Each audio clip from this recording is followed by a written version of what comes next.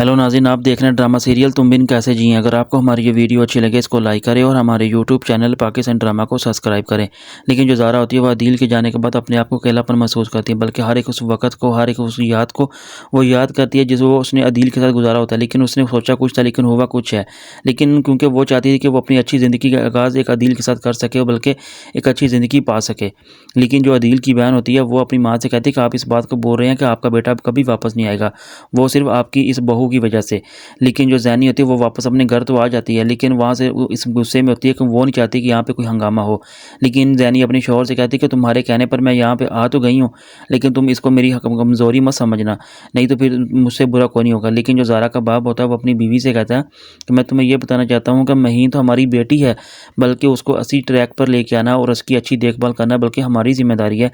इसलिए मैं ये ज़िम्मेदारी सिर्फ तुम्हें सौंप रहा हूँ, ये तुम्हें इसकी देखभाल करनी होगी। लेकिन जो अदील की बहन होती है वो इस बात को लेकर बहुत ज़्यादा परेशान होती है, क्योंकि उसका भाई जो है उससे बिछड़ गया है। लेकिन ये किस्मत का खेल था जो ऐसा हुआ है।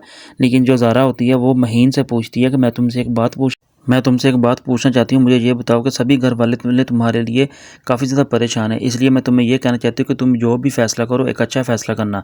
लेकिन जो अदील की माँ होती है वो कहती है कि ज़ारा हमारी घर की बेटी है, बल्कि मैं ये कहना चाहती हूँ कि वो आज के बाद इसी घर की बेटी रहेगी और इस घर से नहीं जाएगी।